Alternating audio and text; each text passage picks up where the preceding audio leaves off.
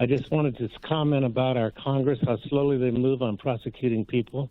I mean, we got crooks out there in our system that just need to be prosecuted, and the leftist judges are protecting them and letting them back out on the street. Yep.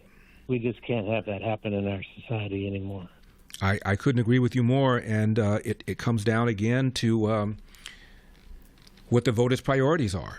I'm in California, and voters went to the ballot and they passed something called Proposition 47 that famously allowed you to steal up to $950, not a day, but per store after store after store. And if you get busted, the worst that'll happen is they write you a ticket because you committed a misdemeanor. Zero chance of your going to jail because in California we have cashless bail. And then they passed Proposition 57 that lowered a whole bunch of categories of crime from violent felonies to nonviolent felonies. So now after Proposition 57, serial arson, I'm not making this up, is now a non-violent felony. Assault of a police officer is now a non-violent felony here in California. Rape of an intoxicated victim after Proposition 57 is now a non-violent felony.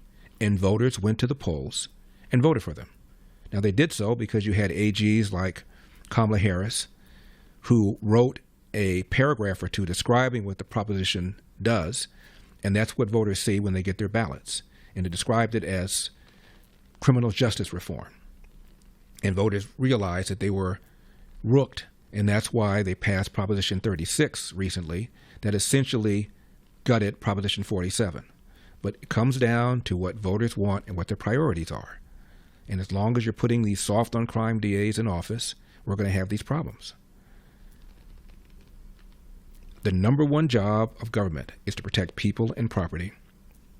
And I've seen poll after poll after poll showing that people living in the inner city, where most crime takes place, street crime takes place, want police manpower to remain the same or to be increased. They're not down with this defund the police stuff. But because of George Floyd, it's now the 5th anniversary of the George Floyd protests and riots.